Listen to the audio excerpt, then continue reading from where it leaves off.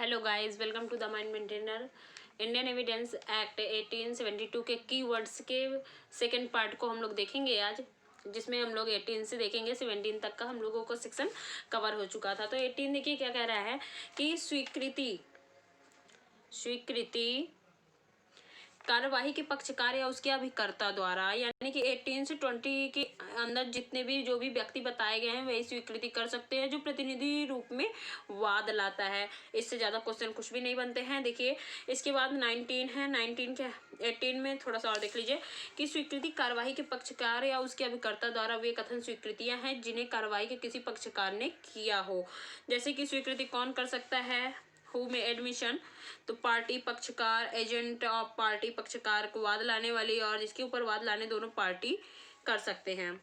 देखिए केस है, इसके साथ यूनियन ऑफ इंडियन ऑफ का केस है 2015 का, इब्राहिम का, union of India versus Ibrahim 2015 का। फिर इंडियन देखिए evidence is the best piece of substantive law, स्वीकृति सारभूत साक्ष्य का सर्वोत्तम साक्ष्य, परंतु यह स्पष्ट होना चाहिए।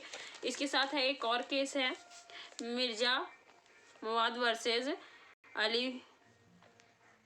अलीमुद्दीन। फिर इसमें कहा गया कि स्वीकृति प्रत्येक स्थिति में ग्राह्य नहीं होगी तथा स्वीकृति करने वाला विवादक संपत्ति में हित न रखता हो। फिर 19 है, देखिए 19 क्या कह रहा है, उन व्यक्तियों द्वारा स्वीकृति जिनकी स्थिति वाद के पक्षकारों के विरुद्ध साबित की जानी चाहिए। Admissions by person whose position must be proved as agents party to suit, कि उन व्यक्तियों द्वारा स्वीकृतियां जिनकी स्थिति वाद के पक्षकारों के विरुद्ध साबित की जानी चाहिए। 4 पर्सन वो स्वीकृति कर सकते हैं जो 18 से 20 तक के में दिए गए बताए गए हैं, वही स्वीकृति कर सकते हैं। मायो वर्सेस मायो 1941 का केस है। इसके साथ इसमें क्या हेल्ड हुआ था कि प्रस्तुतवाद में मतलब कि ये अवधारित किया गया था कि महिला का अप्रत्यक्ष कार्य निर्दोषित करता है। वह महिला उस बच्चे के पिता को नहीं जानती या फिर वह बच्चा नाजायज है या यह स्वीकृति धारा 12 के तहत भारतीय संहिता अधिनियम साक्ष्य अधिनियम में सुसंगत होगी। दिल्ली ट्रांसपोर्ट का केस है। इसके साथ श्यामलाल AIR 2014 वर्सेस का, और इसके साथ उसमें यात्रियों को पैसे लेकर उन्होंने यात्रियों को टिकट नहीं दिया था, उसके विरुद्ध अच्छी स्वीकृति बड़ी मानी गई, ये चीज़ दिया गया है इसमें। तो इतनी बातें ये बता रहा है। फिर आते हैं 20 में, इनसे कुछ भी नहीं क्वेश्चन बनते हैं, इन्हीं को देखते हैं। वाद के पक्षकार द्वारा अभिव्यक्त रूप से निर्दिष्ट व्यक्तियों द्वारा स्वीकृति, यानी जो तीसरा व्यक्ति करता है भाई, और तीसरे व्यक्ति को क्या जाता है, इसमें रेफरी के नाम से जाना जाता है। तीसरे व्यक्ति को रेफरी के नाम से जाना जाता है। प्रश्न यह है कि क्या का द्वारा खा को बेचा हुआ घोड़ा अच्छा है। खा से का कहता है कि जाकर गा से पूछ लो, तीसरा व्यक्ति हुआ उसे रेफरी कहा गया। लोग गा इस बारे में सब कुछ जानता है, गा का कथन स्वीकृति है। हीरा चंद कोठारी बनाम राजस्थान का केस है। इसके साथ फिर आता है 21, ये क्या कह रहा है 21 कि देखिए स्वीकृतियों का उन्हें करने वाले व्यक्तियों हित विरुद्ध और उनके द्वारा या उनकी ओर से साबित किया जाना, ये बता रहा है कि उनके द्वारा साबित किया जाना कि यदि इसमें 21 का सब क्लॉज 1 है, ये सारी चीज़ें इसमें इंक्लूड हो जाएंगी। और फिर इसमें हम लोग देखते हैं 22 दस्तावेजों की अंतर वस्तु इबारत के बारे में मौखिक स्वीकृतियां कब सुसंगत होती हैं, ये बता रहा है। फिर 22A है, कब इलेक्ट्रॉनिक अभिलेख की अंतर वस्तु से संबंधित। 22 में क्या था थोड़ा सा देख लेते हैं। अच्छा पहले इसको, यदि वह 65 की कंडीशन पूरी होती है, फुलफिल होती है, तो ही मौखिक सेकेंडरी एविडेंस देगा स्वीकृति में। यदि किसी दस्तावेज की अंतर्वस्तु को साबित करने के लिए मौखिक साक्ष्य दिया जा सकता है, यदि वह स्वीकृत करने वाला पक्ष यह साबित कर दे कि वह साक्ष्य अधिनियम के सेक्शन 65 के अकॉर्डिंग अंतर्गत द्वितीय साक्ष्य देने का हकदार है। फिर आता है 22 का ये क्या कह रहा है कि कब इलेक्ट्रॉनिक अभिलेखों की अंतर वस्तु से संबंधित मौखिक साक्ष्य सुसंगत है। इलेक्ट्रॉनिक अभिलेख की अंतर वस्तु से संबंधित मौखिक स्वीकृति तब तक सुसंगत नहीं है जब तक कि पेश की गई इलेक्ट्रॉनिक अभिलेख की असलियत प्रश्नगत नहीं होती है।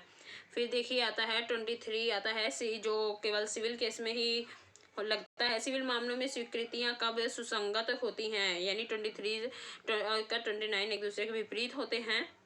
तो इसमें सिविल मामलों में कोई भी स्वीकृति सुसंगत नहीं है यदि वह या तो इस अभिव्यक्त शर्त पर की गई हो कि उसका साक्ष्य नहीं दिया जाएगा, या ऐसी परिस्थितियों के अधीन दी गई है जिनसे न्यायालय यह अनुमान कर सकता है कि पक्षकार इस बात पर इस परस्पर सहमत हो गए थे जिनका उनका साक्ष्य नहीं दिया जाना चाहिए। अब आता है 24।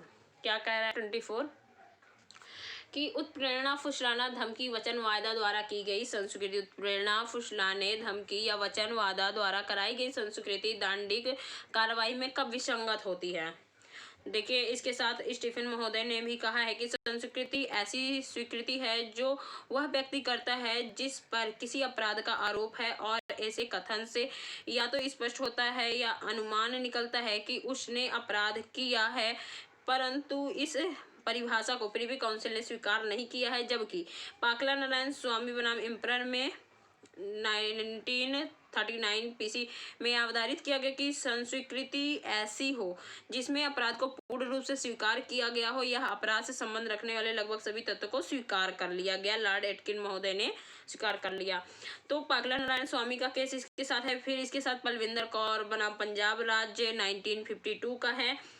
फिर अग्नु नागेसिया बनाम बिहार राज्य का 134 के मामले में कहा गया था 1966 SC 34 के मामले में। इतनी बात। निशिकांत झा का केस है, इसके साथ केशव राम का केस है, इसके साथ आप लोग देख लीजिएगा इसको। और देखिए क्या कह रहा है कि उत्प्रेरणा, फुसलाना, धमकी, वचन, वायदा द्वारा की गई संस्वीकृति प्राधिकारवान व्यक्ति पर्सन इन अथॉरिटी के समक्ष ऐहिक रूप टेम्पोरल नेचर धार्मिक उपदेशों के परिणाम स्वरूप अभियुक्त स्वीकृति ग्राह्य होगी। बस इतना आपको याद करना है। फिर देखिए 25 इसके साथ क्या कहते हैं रिट्रैक्टेड कन्फेशन है। और फिर है इसके साथ प्रत्याहारी संस्कृति। फिर 25 क्या कह रहा है कि पुलिस ऑफिसर से की गई संस्कृति का साबित ना किया जाना, कि साबित नहीं होगा। फिर आता है 26 आता है पुलिस की अभिरक्षा में नियंत्रण में होते हुए अभियुक्त द्वारा की गई संस्कृति का उसके विरुद्ध साबित ना किया जाना, कि पुलिस अभिरक्षा में किसी की भी समक्ष अभिरक्षा गिरफ्तारी साबित की जा सकेगी मजिस्ट्रेट द्वारा साक्षात उपस्थिति में ही। तो देखिए अब इसमें 27 क्या कह रहा है कि अभियुक्त से प्राप्त जानकारी में कितनी साबित की जा सकेगी। देखिए सेक्शन 25 और 26 का परंतुक पुलिस अभिरक्षा में प्राप्त जानकारी के परिणाम स्वरूप तथ्य को साबित किया जा सकेगा पुलिस अभिरक्षा यानी कि रिमांड में। ये जो 27 है ये 25 और 6 का ये एक्सेप्शन है, अपवाद है। फिर देखिए इसमें है देवमन उपाध्याय का केस है, पुलुकुरी कोटैया एवं अन्य बनाम एम्परर का केस है। फिर आते हैं 28 में। 28 क्या कह रहा है कि उत्प्रेरणा, धमकी या वचन से पैदा हुए मन पर प्रभाव के दूर हो जाने के पश्चात की गई स्वीकृति सुसंगत है। यह जो है ये जो है 24 का एक्सेप्शन है। फिर आते हैं हम लोग 29 में। 29 क्या कह रहा है कि अन्यथा सुसंगत स्वीकृति को गुप्त रखने के वचन आदि के कारण विसंगत ना हो जाना। तो ये 29 कह रहा है गुप्त रखने के वचन प्रॉमिस ऑफ सीक्रेसी, दूसरा है अभियुक्त से की गई प्रवंचना, तीसरा है शराबी ड्रंक, नेक्स्ट है ऐसे प्रश्नों के उत्तर में जहां उत्तर देना आवश्यक नहीं है, नेक्स्ट है चेतावनी के बिना प्राप्त की गई संस्कृति ग्राह्य होगी। अब आते हैं हम लोग 30 में। 30 क्या कह रहा है कि साबित स्वीकृति को जो उसे करने वाले व्यक्ति तथा एक ही अपराध के लिए संयुक्त रूप से विचारित अन्य को प्रभावित करती है विचार में लेना परिसाक्ष्य यानी मौखिक होता है। कि 30 कह रहा है संयुक्त विचारण में सह अभियुक्त की संस्कृति न्यायालय विचार में ले सकेगा। फिर देखिए 31 क्या कह रहा है। 31 कह रहा है इसके साथ देखिए भुवानी साहू का केस है, Kashmira Singh versus state of Madhya Pradesh का केस है। 31 कह रहा है कि स्वीकृतियां निश्चायक कतई अखंड सबूत नहीं है किंतु विबंध कर सकती है। फिर आता है उन व्यक्तियों का कथन जिन्हें साक्ष्य में बुलाया नहीं जा सकता। तो देखिए सेक्शन 32 क्या कह रहा है। 32 वे दशाएं जिनमें उस व्यक्ति द्वारा सुसंगत तथ्य का किया गया सुसंगत है जो मर गया है, मिल नहीं सकता है या इत्यादि जो भी हैं। तो देखिए जबकि वह उस मृत्यु कारण से संबंधित हो या कारोबार के अनुक्रम में किया गया हो अथवा करने वाले हित के विरुद्ध हो, ये सारी चीजें दी गई हैं। तो देखिए, उन व्यक्तियों के लिखित अथवा मौखिक कथन जो मर गया है, मिल नहीं सकता, शारीरिक अथवा मानसिक रूप से साक्ष्य देने में असमर्थ हो गया है। नेक्स्ट पॉइंट कह रहा है, जिनको साक्षी के रूप में बुलाया जाना न्यायालय धन तथा समय की बर्बादी समझता है, निम्न दशाओं में सुसंगत होगा। तो 32 का 1 कह रहा है, मृत्युकालिक कथन डायरेक्ट डिक्लेरेशन में मृत्युकालिक कथन निम्न दशाओं में सुसंगत होगा यदि वह कथन मौखिक या लिखित उसकी मृत्यु के कारण को दर्शित करता हो, कॉज ऑफ डेथ, या उन परिस्थितियों का वर्णन करता हो जिनके अंतर्गत उसकी मृत्यु हुई। बी कह रहा है कि केवल उन्हीं कार्यवाहियों में सुसंगत होगा जहां उसकी मृत्यु प्रश्नगत हो, जहां उसकी मृत्यु विवादक तथ्य हो, अर्थात मामला उसकी मृत्यु से संबंधित हो। उपरोक्त कथन उस स्थिति में भी सुसंगत होगा यदि कथनकर्ता मृत्यु की प्रत्याशंका आशंका में था अथवा नहीं, तथा मुकदमे की प्रकृति दीवानी अथवा आपराधिक भी हो सकती है। संकेतों में किए गए कथन मृत्युकालिक कथन के रूप में सुसंगत होंगे। अब्दुल्ला बनाम सम्राट 1839 में कहा गया। यदि कथन ऐसी स्थिति में किया गया है जब कथनकर्ता मृत्यु की प्रत्याशंका में नहीं था या उस स्थिति में भी कथन सुसंगत माना गया। पाकला नारायण स्वामी वर्सेस सम्राट में 1939 का केस था। यदि मृत्युकालिक कथन सत्य प्रतीत होता है तो अन्य साक्ष्य से उसकी संपुष्टि आवश्यक नहीं होगी, ये कहा गया इसमें। फिर इसके बाद है 33, देखिए, किसी साक्ष्य में कथित तथ्यों का सत्यता को पश्चातवर्ती कार्रवाई में साबित करने के लिए साक्ष्य की सुसंगति के बारे में। 34 है, लेखा पुस्तकों की प्रविष्टियां जिनमें वे शामिल है जिन्हें इलेक्ट्रॉनिक रूप में रखा है कब सुसंगत होगी, ये बता रहा है कि अकेले में ही। और फिर है 35, FIR में सुसंगत है कि कर्तव्य पालन में की गई लोक अभिलेख या इलेक्ट्रॉनिक अभिलेख की प्रविष्टियों के बारे में बता रहा है। 36 है, मानचित्र, चार्टों और रेखांकों के कथनों की सुसंगति के बारे में। 38 है, विधि की पुस्तकों में अंतर्विष्ट किसी विधि के कथनों की सुसंगति बता रहा है। किसी कथन में कितना साबित किया जाएगा। 39 जब कि कथन किसी बातचीत, दस्तावेज, इलेक्ट्रॉनिक अभिलेख, पुस्तक अथवा पत्रों या कागज पत्रों की आवली का भाग हो तब साक्ष्य का दिया जाना। न्यायालय निर्णय कब सुसंगत है, तो 40 कह रहा है रेस जुडिकेचर से संबंधित है। द्वितीय वाद या विचारण के वारणार्थ पूर्व निर्णय सुसंगत है। 41 है, प्रोबेट इत्यादि विषयक अधिकारिता के किन्हीं निर्णयों की सुसंगति की कह रहा है कि न्यायालय में प्रोबेट विषयक, विवाह विषयक, नवाधिकरण विषयक, दिवाला विषयक जो भी हैं, ये वर्ड यूज, सर्वबंधी निर्णय होता है जो सबके विरुद्ध होता है। फिर है 41 में वर्णित भिन्न निर्णयों, आदेशों या डिक्रियों की सुसंगति और प्रभाव। फिर नेक्स्ट आता है, देखिए 43 धारा 14, 41 और 42 में वर्णित भिन्न निर्णय आदि कब सुसंगत होंगे, ये बता रहा है। देखिए इसमें है 44, निर्णय अभिप्राप्त करने में कपट या दुस्संधि अथवा न्यायालय की अक्षमता साबित की जा सकेगी। अन्य व्यक्तियों की राय कब सुसंगत है, ये 45 कह रहा है। हनुमंत स्टेट का केस है इसके साथ। 45 से 51 विशेषज्ञ की राय से संबंधित है। तो 45 क्या कह रहा है कि विशेषज्ञों की राय, ओपिनियन ऑफ एक्सपर्ट, जब न्यायालय को विदेशी विधि, फॉरेन लॉ, आर्ट और साइंस, फिंगरप्रिंट्स की अनन्यता और हैंड रिटन की राइटिंग की अनन्यता के विषय में कोई राय बनानी है तो उपरोक्त विषयों में विशेष व्यक्ति की राय सुसंगत होगी। ऐसे व्यक्ति ही विशेषज्ञ एक्सपर्ट कहे जाएंगे। विशेषज्ञ के लिए किसी डिग्री की आवश्यकता नहीं है। कुशल व्यक्ति विशेषज्ञ कहलाए जाएंगे। मेडिकल राय